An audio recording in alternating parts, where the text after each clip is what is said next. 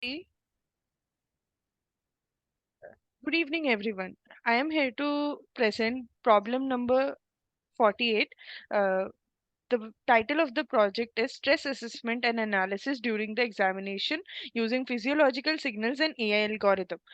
I am Ahuna Shah, 19 BLC 1179. My teammate is Ayush Ranjan Roy, 19 BEC 1007. Our guide is Dr. Ranjit Kumar. Now, I'd like to explain the aim of the project. Our aim of the project is to detect if a student is going through how stress is impacting a student's performance in the examination. Here we are collecting data using E4 Impactica E4 smartwatch, which is very reliable and easy to wear and accurate also. This project aims to use physiological signals to detect student behavior, establish a relationship between stress and academic performance, and develop a machine learning model for stress detection. Now, I'd like to explain what are the physiological signals. Physiological signals are the measures of body's response to various stimuli such as stress or physical activities. So, the signals which are used are heart rate variability, electrodermal activity, skin temperature, three-axis accelerometer, blood volume, pulse. So, why we are using these signals? These signals will be analyzed to detect stress and other behaviors that may impact academic performance. N- Now I'd like to show how the Impactica E4 smartwatch is there. So in this Impactica E4 smartwatch, as we can see in the back side of the smartwatch, there is PBG sensor which is used to measure continuous heart rate. Three-axis accelerometer sensor is there to detect movement and activity. Temperature sensor is used for sensing the temperature of the skin, and electrodermal activity sensor is there to determine the skin conductance. Now I'd like to expand upon the HRV physiological signal. HRV is heart rate variability, which measures the variation in time between successive heartbeats, reflecting the flexibility of autonomic nervous system in response to stress. HRV has been shown to decrease during stressful situations. BVP, blood volume pulse, is a measure of the volumetric changes in blood flow in response to the cardiac cycle. BVP can reflect changes in peripheral blood flow associated with emotional arousal. Stress can cause a decrease in BVP altitude. EDA, electrodermal activity, also known as skin conductance, measures the electrical conductance of the skin. EDA increases during acute stress because stress activates the sympathetic nervous system, which increases sweat gland activity. ACC, also known as accelerometer, measures the movement and posture, which indicates the changes in physical activity and energy expenditure. When a person is experiencing stress, they might exhibit fidgeting or restlessness. ACC3 axis data can be used to detect stress like this. Temperature sensor is used to detect skin temperature. Temperature causes blood vessels in our skin to constrict and reduce blood flow to the surface. This can lead to decrease in skin temperature. Now I'd like to discuss about the project workflow which we performed. First step was data collection, uh, in which involved downloading the latest data set from IEEE Access. The second is data wrangling and pre-processing. Third is feature extraction. Fifth was building models. And sixth was evaluation of the models we built. Now I'd like to reflect upon the research gaps identified through the intensive literature survey performed by us. So uh, the first problem we detected was disparity in collection of data set. Since we are using Impactica E4 smartwatch to collect physiological sensor data, we are eradicating the need for using EEG or ECG data which is readily available in but comes with a hassle of use comes with an hassle in applying to the subject, and it is a very haphazard way of collecting data. Second is disparity in understanding the feature selection. So here we have performed an intensive study to understand which features are the major stakeholder in a stressful situation. Third is poor performing models. Now I'll like Ayush to continue with the presentation. We have started with the data collection. The purpose of collecting the physiological signal is to analyze the influence of stress on exam performance. We have taken data from 10 participants, comprising of 2 female and 8 males, and there are total 3 examinations. And in the collection of the data set, we have introduced artificial stimuli and discussed in more briefly in future. In data collection, the artificial stimuli or electric shocks or noises, aversive pictures and videos are played during the examination of these students while collecting the data set to record the different kind of physiological stress and their response in skin, as well as accelerometer physical response. So there are various steps of data wrangling. First is discovery. We have directly downloaded the Impactica E4 raw dataset online from IEEE Access, and these dataset have 30 folders. Each folder comprises of 5 CSV files. So if I want to show you the structure of these folders, um, so this is the data set, and there are total of 10 students, and each folder contains 3 examinations: final, which is of 3 hour exam, midterm 1 and midterm 2, 1.5 hour each. In this final exam, different kind of physiological signals are extracted or collected with the application of these smartwatches. So it is very clear that we need to synchronize the data.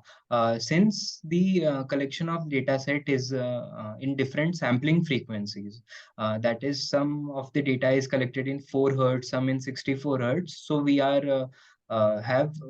total different rows of the collected data set. So it is very necessary to concatenate them in a synchronized order. So we have used interpolation technique and moving average technique, which will briefly discussed in further slides. And using that, we have done upsampling and downsampling to keep the intact weight and do not lose the crucial information. So the content of the folder is this. Different features are extracted using different sensors, and they have different sampling frequencies. So after data wrangling, our data set looks like this. Uh, we have used timestamp to collect all the data set. Now comes pre-processing. After the data wrangling, we have to do the pre-processing. So if we look into the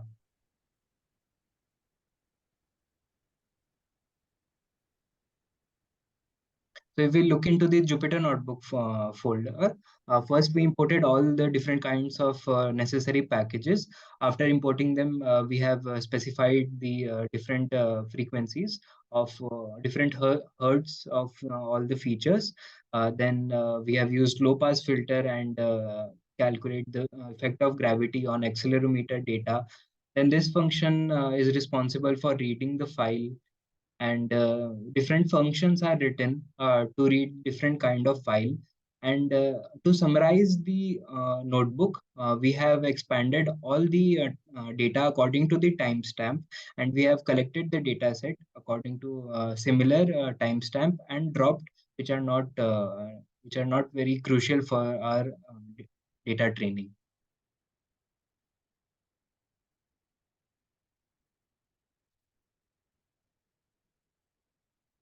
So after the execution of this code, the collected data set after data wrangling, the data set is collected in our folder.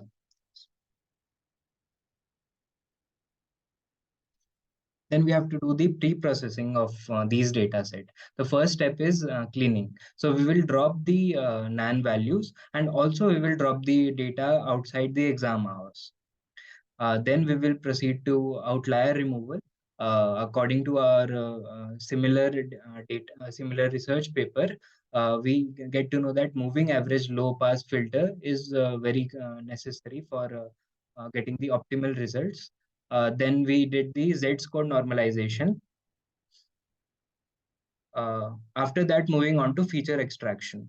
These statistical features are extracted using different physiological signals, and these features include maximum, minimum, mean, standard deviation, median, average, and variation. Uh, and the selected signal for the analysis is HRV, EDA, ACC, X, Y, and Z.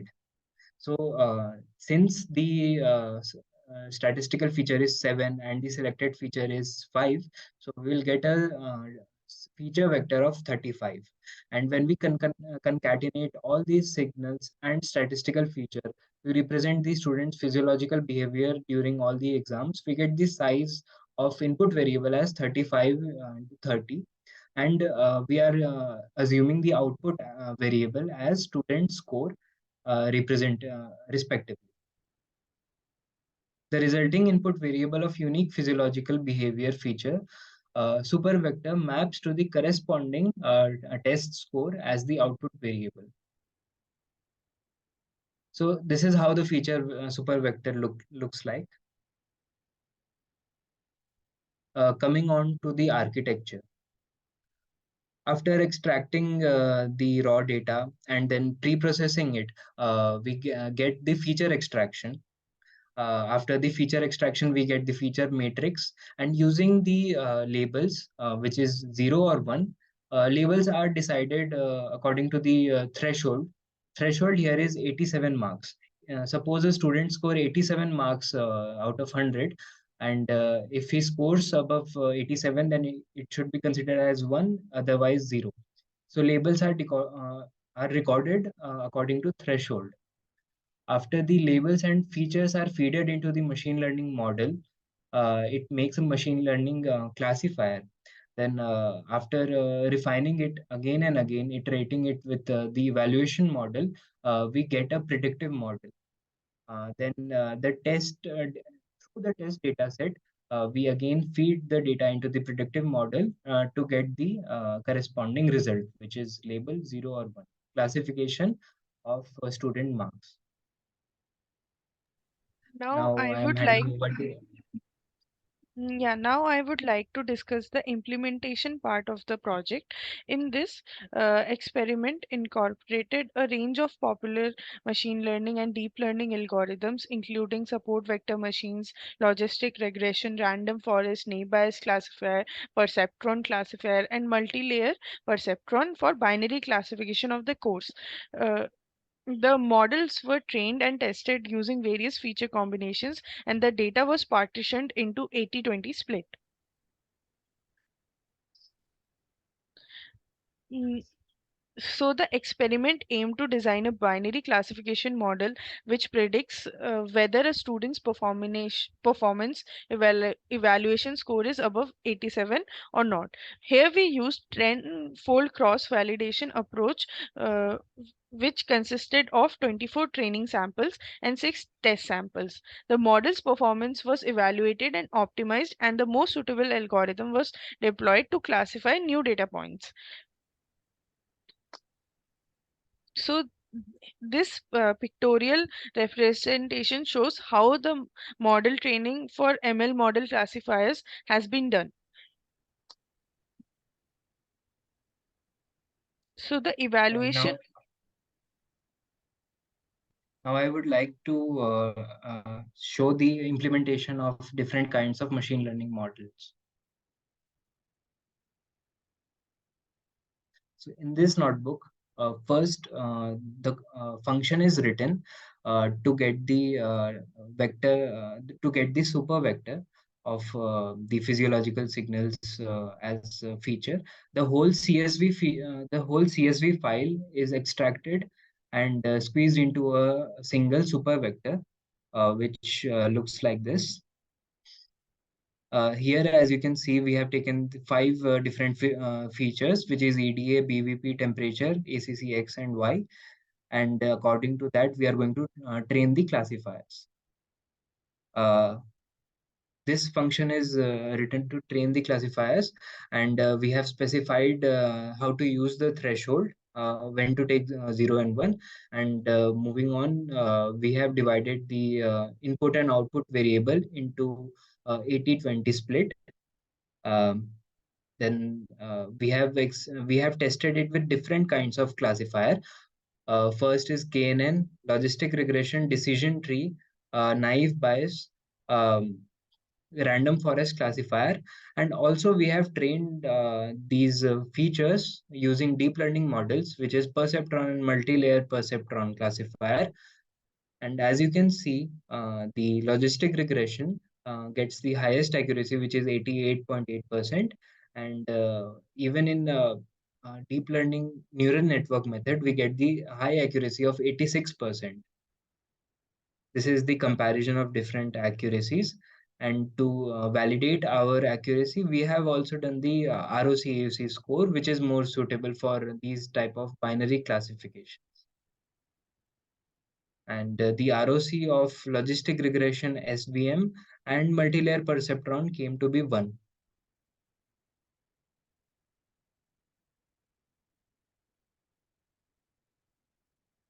Now we will Ahuna will like continue. to discuss the evaluation matrices for the project. So ROC curve, receiver operator characteristic, is an evaluation metric for binary classification problems. It is a probability curve that plots the TPR against FPR at various threshold values and essentially separates the signal and noise. It shows the performance of a classification model at all classification thresholds. Uh, the area under the curve AOC is the measure of the ability of a binary classifier to distinguish between classes and is used as a summary of ROC curve. Now I'd like to discuss the analysis of the results. So here, as we can see, the best performing model is logistic regression model, which scored 88% accuracy with a AUC and ROC score of 1. The second best was MLP, multi uh, MLP with 85% accuracy with AOC ROC score of 1. The third best result we obtained was naive bias, which scored 93% accuracy but with only single feature, which is accelerometer data. So now I will like to present the conclusion of the result. The set of HRV, EDA, accelerometer, x-axis, accelerometer, y-axis data were the most effective physiological signals to get a higher accuracy in the model, achieving an accuracy score of 88% for logistic regression. Second, 90% or above when used individually with naive bias, SVM, MLP, and LR models. In contrast, temperature, blood volume, pressure, and accelerometer data were not as efficient for training. The findings suggest a strong relationship between stress signals and exam performance. The study highlights the potential of using ML and DL classifiers on smartwatch physiological signals despite a lack of data points. Now, as limitation and future work, the first point is limited statistical feature and small data set with limited data points were used for feature extraction. In future project, we can use more data set, like more examinations or more number of students to get more number of data points. To improve the classification accuracy, advanced feature with larger data set and deep learning algorithms can be utilized. And pre-processing technique and training the model with individuals students exam marks can further enhance the accuracy. At the end, we would like to conclude that our research sets a benchmark for real-time stress detection technology, which with the potential application in the development of smartwatch feature, it has the potential to transform the way students manage and monitor stress. Thank you.